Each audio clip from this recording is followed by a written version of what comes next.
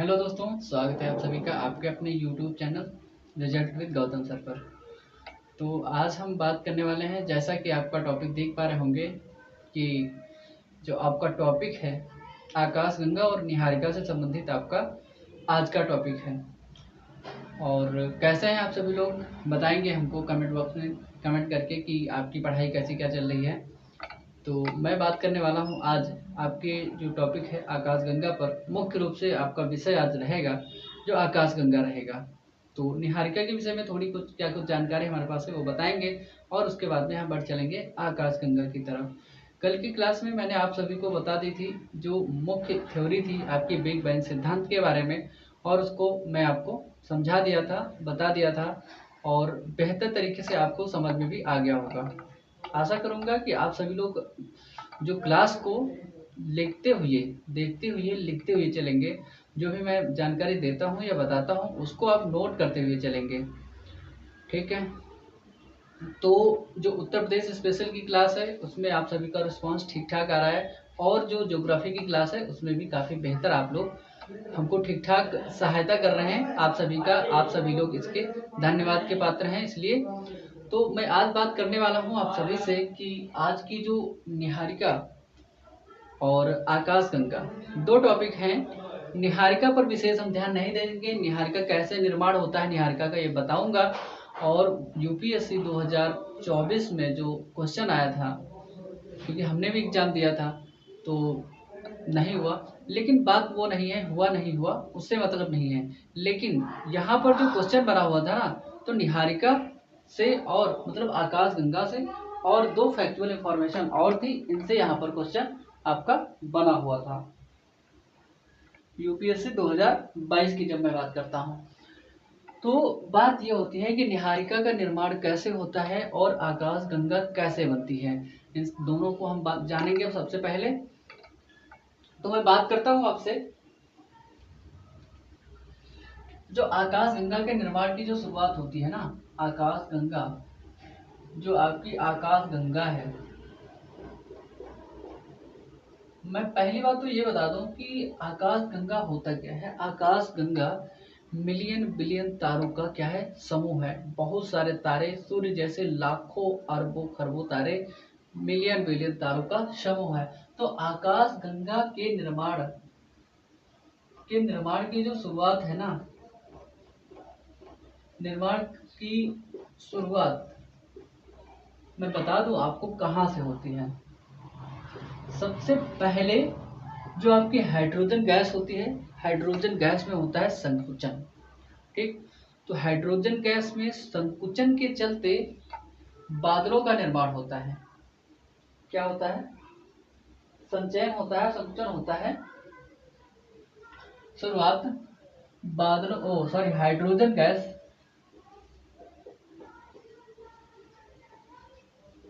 Hydrogen gas के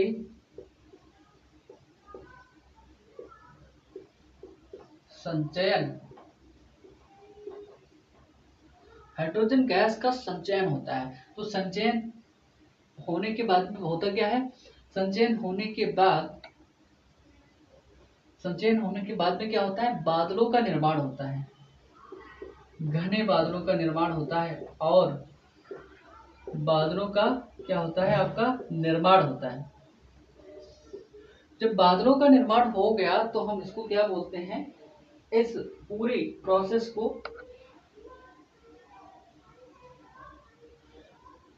बादलों का निर्माण हो गया तो उसको हम संपूर्ण जो पृष्ठ बना, जैसे कि यहाँ पर बादल हैं और यहाँ पर अन्य चीजें भी यहाँ पर अवस्थित हैं, तो इसको बादलों का निर्माण क्या होता है, आकाशगंगा के निर्माण की जो शुरुआत होती है ना, हाइड्रोजन गैस के संचयन से लेकर के बादलों के निर्माण तक, ठीक। और बादलों का निर्माण जब होता है, जब बादलों का निर्माण हो जाता है तो हम इसको क्या कहते हैं, इसको कहते हैं, इन्हीं बादलों घेरों को निहारिका कहते हैं। और निहारिका क्या होता है, निहारिका कहते हैं। तो ये निहारिका क्या होती है आपको पता चल गई कि पहले, सबसे पहले हाइड्रोजन गैस है, वातावरण में सबसे ज्यादा हाइड्रोजन गैस है ना, तो हाइड्रोजन गैस सबसे हल्की गैस है। और हाइड्रोजन गैस के संचयन से। संचय होता रहता है एकदम, मतलब वहां पर अचानक से नहीं, मतलब धीरे धीरे उसका इकट्ठापन होता रहता है, संचयन होता रहता है। संचयन होने से क्या होता है, बादलों का निर्माण बनता है, और बादलों का निर्माण होने के बाद में क्या होता है, आपका जो निहारिका बनती है, और उस निहारिका में होता क्या है, देखिए गर्मी आज भी काफी ज्यादा है, तो थोड़ा सा आप लोग कोऑपरेट करेंगे। ये जो निहारिका होती है आपकी, इस निहारिका में होता क्या है, एक जगह निहारिका बनी, बहुत बड़ी निहारिका बन गई, उस निहारिका में बादलों के कई सारे गोले, बादलों के कई सारे गोले, कई सारे झुंड बन जाते हैं। उन झुंडों में धीरे धीरे फिर से संकुचन होने लगता है, और उन झुंडों में संकुचन होते होते एक प्रक्रिया बनती है, और उस प्रक्रिया के दौरान क्या होता है, आकाशगंगा का निर्माण हो जाता है, और उस प्रक्रिया में धूलकण, बादल और अन्य चीजें भी यहाँ पर दिखाई देंगे आपको। ठीक है,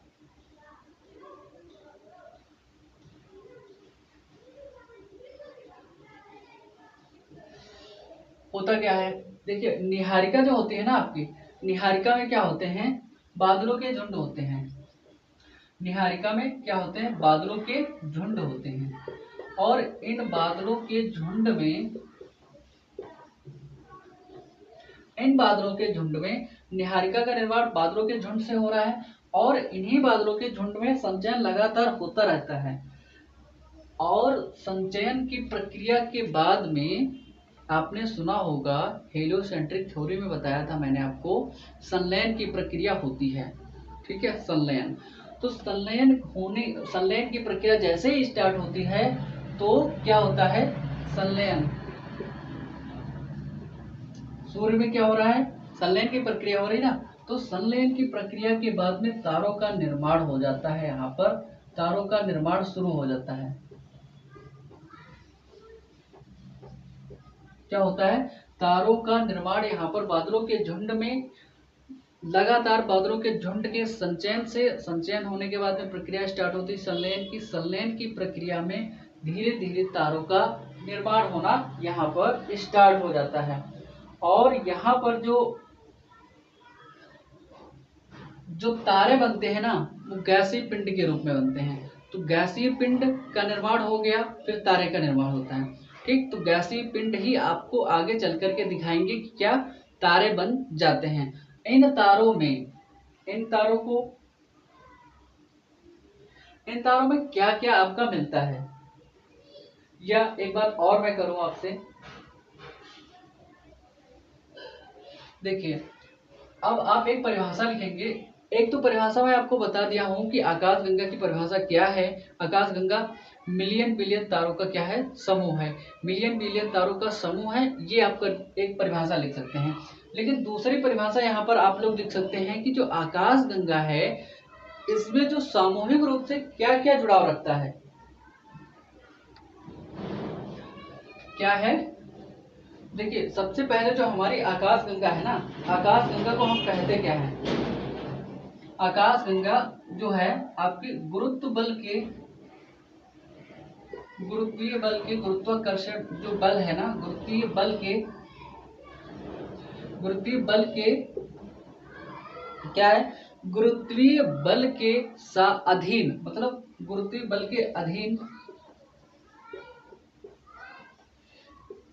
जुड़े हुए, गुरुत्वीय बल के अधीन जुड़े हुए तारे, धूलकण, तारे या धूलकणों, ठीक है, तारों या धूलकणों, या तारे धूलकण, और गैसों के तंत्र को, बहुत तेज गर्मी लग रहा है, और धूलकणों मतलब गैसों, गैसों के तंत्र को क्या कहते हैं हम, गैसों के तंत्र को हम कहते हैं आपका आकाशगंगा।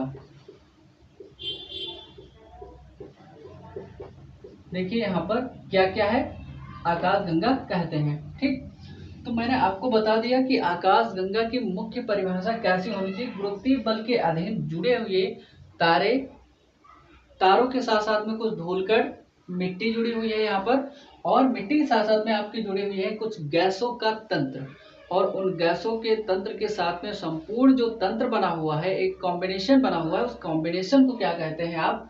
आकाश गंगा कहते हैं। ठीक है, तो आपने देख लिया कि आकाश गंगा क्या होती है। गुरुत्वीय बल के अधीन जुड़े हुए धूलकण, तारे और क्या चीजें? तारे, गैसों के समूह को हम क्या कहते हैं? आकाश गंगा। मैंने बता दिया आपको कि क्या क्या चीजें होती हैं। दूसरी बात मैं इसमें ऐड करता हूँ एक चीज और, जिसको हम कहते हैं कि इसमें से कौन कौन से किरणें निकलती हैं, या कौन कौन से विकिरण इसमें से निकलते हैं। आकाश गंगा से निकलने वाले कुछ ऐसे प्रमुख विकिरण हैं, उनकी हम बात करते हैं। यहाँ से क्वेश्चन आपसे पूछा जा सकता है कि निम्नलिखित में से आकाश गंगा से कौन कौन से विकिरण निकलते हैं। तो यहाँ से 5 प्रकार के आपके विकिरण निकलते हैं। आकाश गंगा से निकलने वाले विकिरण,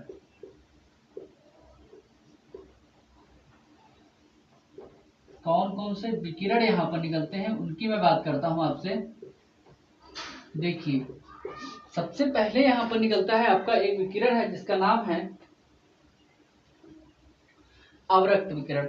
अवरक्त विकिरण, बात करेंगे आप अवरक्त विकिरण की। दूसरा है आपका गामा विकिरण।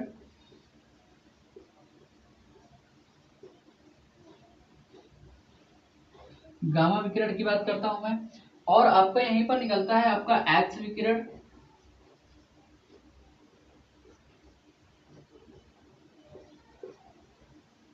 ठीक है, आपका यहीं पर निकलता है एक्स विकिरण। ठीक है, अवरक्त विकिरण हो गया आपका, गामा विकिरण हो गया, एक्स विकिरण हो गया आपका। यहीं पर आपकी निकलती हैं रेडियो तरंगे। रेडियो तरंगे। यहीं पर आपका निकलता है दृश्य विकिरण।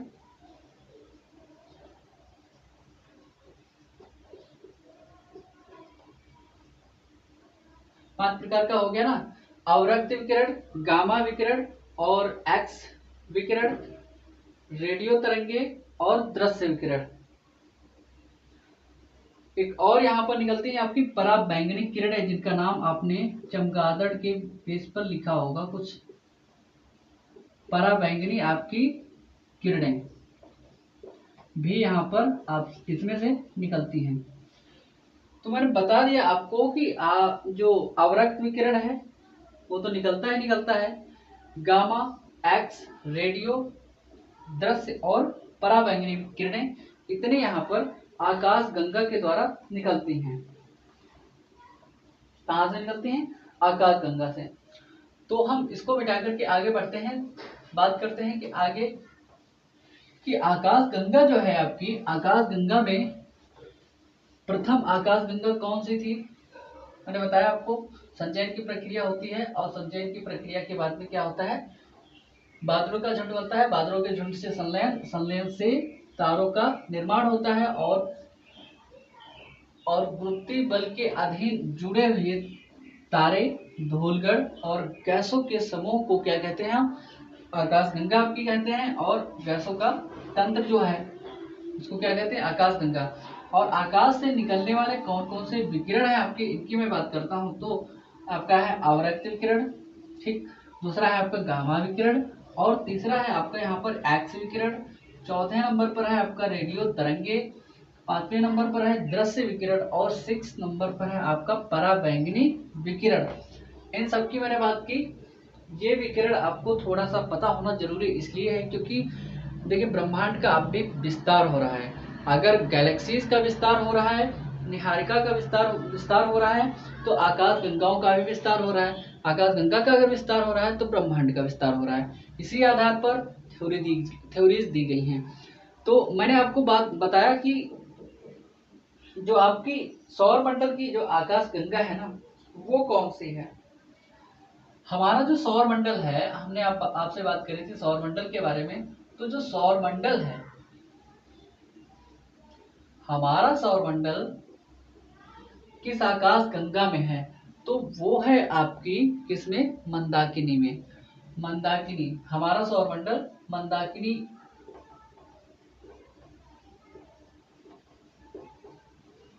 नामक आकाश गंगा में है। इसका एक अन्य नाम है, इसको हम कहते हैं दुग्ध मेखला। दुग्ध मेखला इसी को कह देते हैं, ठीक है। और इसको इंग्लिश में क्या कहते हैं? मिल्की वे, ठीक है। मिल्की वे इसको इंग्लिश में हम कह देते हैं। तो इसका नाम आपने पता चल गया। और मैं एक चीज और आपको बताऊं, जो आपकी आकाश गंगा होती है, आकाश गंगा मैंने कल भी आपको बताया था शायद, आकाश गंगा संपूर्ण ब्रह्मांड के सबसे क्या होता है? संपूर्ण ब्रह्मांड के सबसे जो भारी या सबसे बड़ी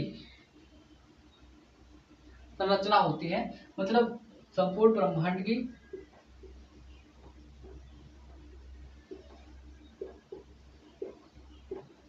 ब्रह्मांड की सबसे बड़ी संरचना होती है आकाश गंगा।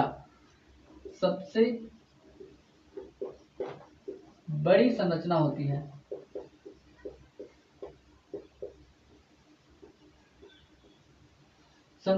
है, ठीक है।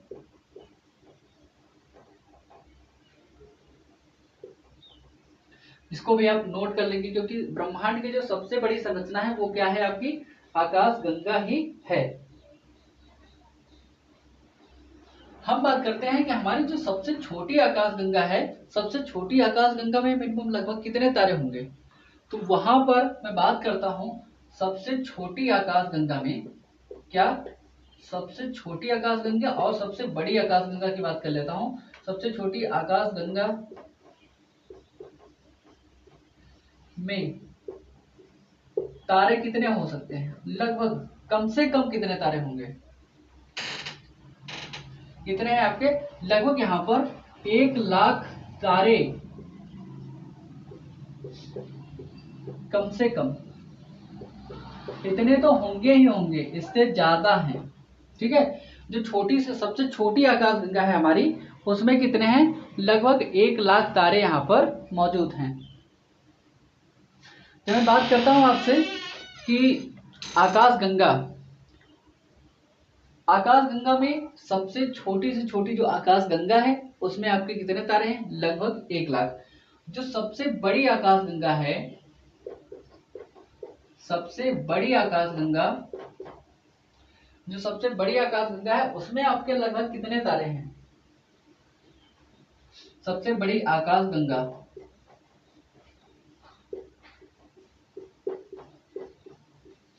में तारे कितने हैं आपके? ये लगभग है 3,000 बिलियन के करीब। 3,000 बिलियन, मैंने बताया था ना आपको, मिलियन बिलियन तारों के समूह को क्या कहते हैं?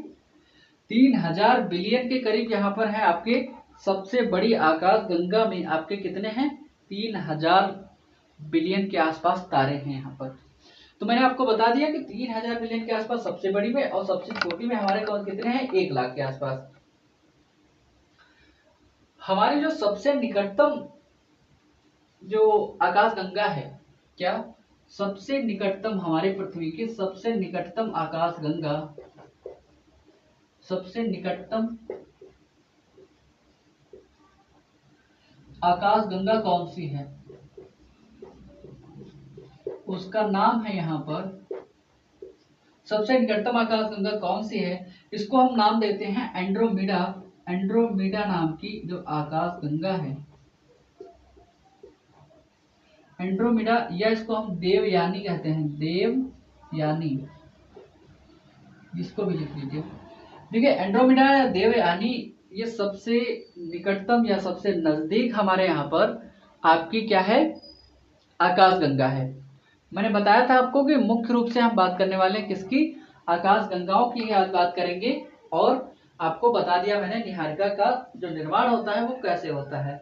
निहारिकाएं बड़ा भाग होती हैं और आकाश गंगा उसका एक छोटा भाग होती है।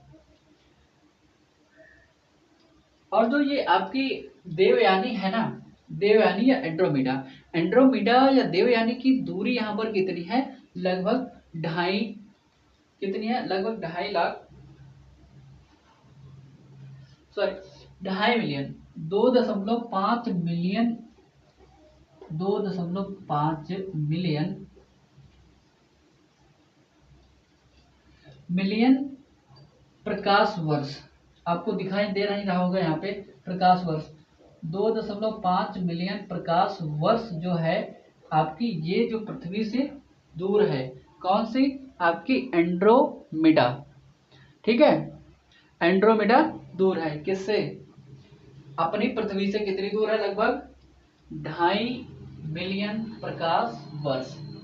मैंने बात करी सौरमंडल की, सौरमंडल की जो हमारी जो सौरमंडल किस,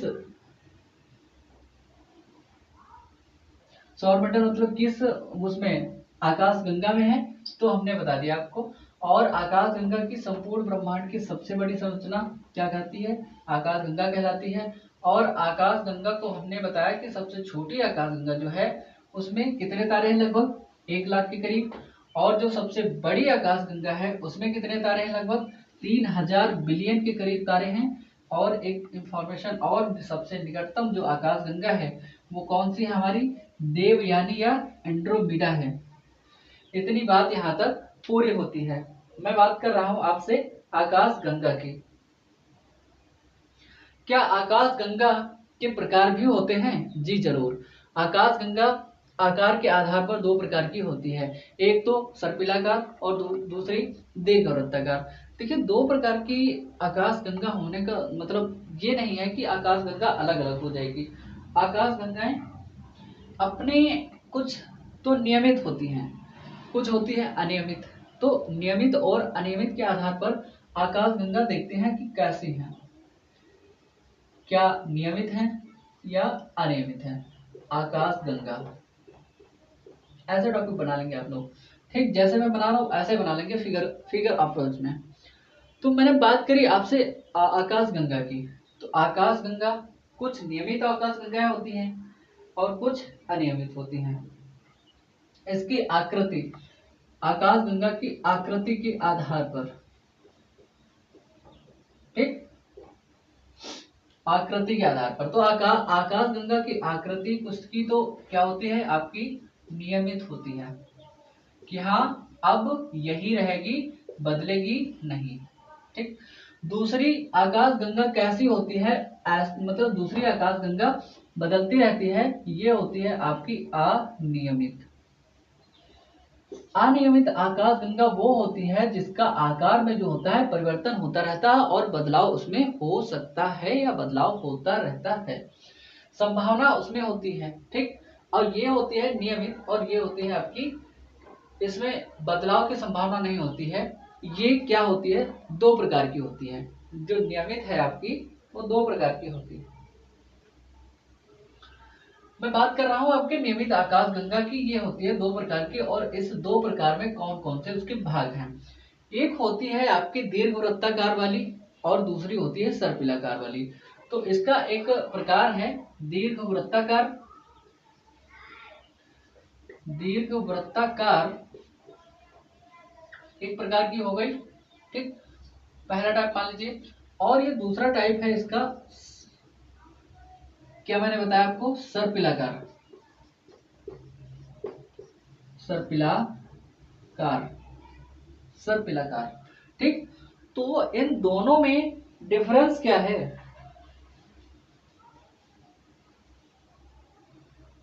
ठीक है। तो दीर्घवृत्ताकार और सर्पिलाकार दोनों में डिफरेंस क्या है। देखिए जो बात ये होती है कि जो हमारी नवीन जो, सॉरी, जो दीर्घवृत्ताकार वाली जो आकाश गंगाएं होती है ना, ये आपकी कैसी होती हैं, ओल्ड होती हैं, ये वृद्ध आकाश गंगाएं होती हैं, वृद्ध आकाश गंगाएं। ये आकाश गंगाएं कैसी हैं? वृत्त आकाश गंगाएं हैं। इनमें परिवर्तन होने की संभावना कम से कम होती है। लेकिन ये जो स्पाइरल वाली होती हैं, सर्पिलाकार जो होती हैं, स्पाइरिकल या स्पाइरल वाली, स्पाइरकल वाली जो सर्पिलाकार वाली जो आकृतियां होती हैं, ये आपकी नवीन होती हैं। लेकिन इनमें बदलाव इनमें भी नहीं होता है, लेकिन ये क्या होती हैं? नवीन होती हैं, नई प्रकार की होती हैं सर्पिलाकार वाली। ठीक है, तो मैं बात कर रहा था आपसे, यहाँ पर वृद्ध आकाश गंगा आएगी, यहाँ पर नई वाली आकाश गंगा आएगी। लेकिन अनियमित आकाश गंगा जानते हो क्या होती है? अनियमित आकाश गंगा वो होती है जिस आकाश गंगा का 1/10 भाग, कितना? लगभग 1/10वां भाग जो आकाश गंगा का जो ऊपर नीचे होता रहता है, अनियमित आकार का होता है, उसको हम कहते हैं क्या? उसको कहते हैं अनियमित आकाश गंगा। कितना? 1/10वां जिस आकाश गंगा का, जिस गैलेक्सी की, मतलब उसका आकाश गंगा का लगभग 1/10वां भाग नवीन अवस्था में होगा, युवा अवस्था में रहता है, वो बदलाव करता रहता है। इसीलिए वहां पर क्या है? वहां पर संभावना क्या है कि आपकी जो आकाश गंगा है अनियमित प्रकार की है। तो यहाँ पर लिख लीजिए आप लोग, इसका 1/10वां भाग क्या होता है? युवा अवस्था में होता है, युवा अवस्था में होता है। इसलिए इसको क्या कहते हैं? परिवर्तन इसमें होता रहता है, बदलाव होता रहता है इस आकाश गंगा में। अनियमित प्रकार की आकाश गंगा है। देखिए, परिवर्तन होता है तो कहीं न कहीं युवा ही उसमें सबसे ज्यादा अग्रणी भूमिका निभाते हैं। तो रिसर्च की बात कर लें तो उसमें अलग है, और किसी भी क्षेत्र में जब बात करते हैं, जैसे यहाँ पर भी 1/10 भाग इसका युवा रहेगा, तो वो बदलाव करता रहेगा उसमें, तो अनियमित आकार उसका बना रहेगा, तो उसका आकार निश्चित नहीं हो पाएगा। ये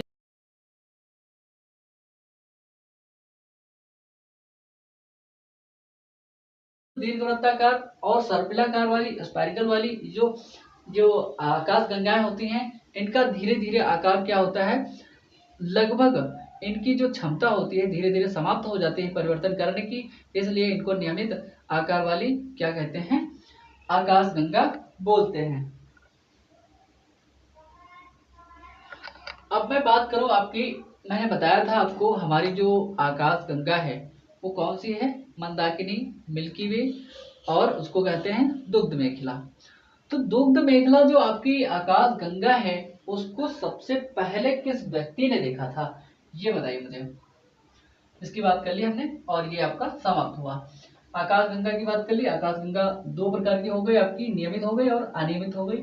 अगर अनियमित है आपकी तो 1/10वां भाग उसका युवा अवस्था में रहेगा, तो आकृति के आधार पर मैंने बताया आपको। और अगर उसका वृद्ध जो आकाश गंगा होगी, या ऐसी आकाश गंगा जो बदलाव करने में सक्षम नहीं है, और तो उसको हम क्या कहते हैं? दीर्घवृत्ताकार या स्पाइरिकल या सर्पिलाकार आकाश गंगा। ठीक, तो मैंने आपसे एक बात कही कि जो वो प्रथम व्यक्ति कौन था जिसने मंदाकिनी को देखा या हमारी आकाश गंगा को, अपनी आकाश गंगा को देखा, तो हम कहेंगे कि अपनी आकाश गंगा को, अपनी आकाश गंगा, अपनी आकाश गंगा को सबसे पहले देखने वाला व्यक्ति कौन था?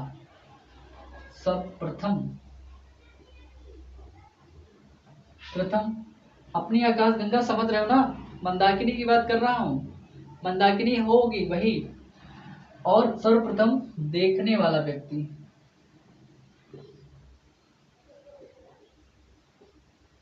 देखने वाला व्यक्ति या वैज्ञानिक कौन था?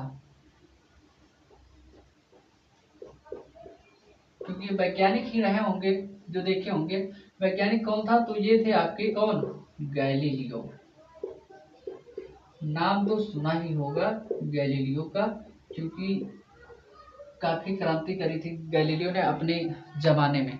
ठीक है, तो रिसर्च के क्षेत्र में क्रांति करी थी इन्होंने, समाज में क्रांति नहीं करी थी, रिसर्च के क्षेत्र में इन्होंने क्रांति ला दी थी। तो आकाशगंगा को सर्वप्रथम देखने वाला व्यक्ति या वैज्ञानिक कौन है आपका? गैलीलियो। तो गैलीलियो ने आकाशगंगा को देखा, हमारी जिसका नाम था क्या? मिल्की वे।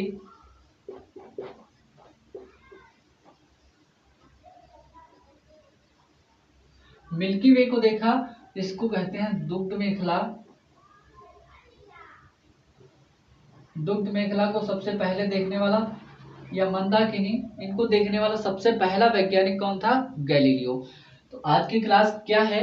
आज की क्लास को मैं यहीं तक से मतलब समाप्त करूंगा, क्योंकि आज की क्लास जो है आपकी पूरी तरह से डिपेंड थी किस पर? आकाशगंगा और कुछ थोड़ी बहुत निहारिका पर। निहारिका का निर्माण मैंने आपको बता दिया कैसे होता है, ठीक। और उसके बाद में बताया कि आकाशगंगा उसके द्वारा कैसे निकलती है या धीरे धीरे उसका निर्माण होता है।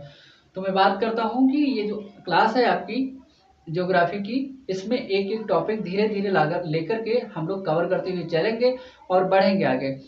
तो आज की क्लास आप सभी को कैसी लगी? थोड़ी गर्मी ज़्यादा है, इसलिए मैं ज़्यादा लंबी क्लास नहीं ले पा रहा हूँ। और लंबी क्लास होने का मतलब ये नहीं है आपको समझ में ना आए, लेकिन टॉपिक तो यहाँ पर पूरा होना जरूरी है। टॉपिक आपका आकाशगंगा का लगभग पूरा हो चुका है, और अगर इधर उधर से एक आध फैक्ट बचता है, कॉन्सेप्ट मेन है जो जैसे बनता है वैसे मैंने आपको बता दिया है, बाकी चीज़ें आपके साथ में लगातार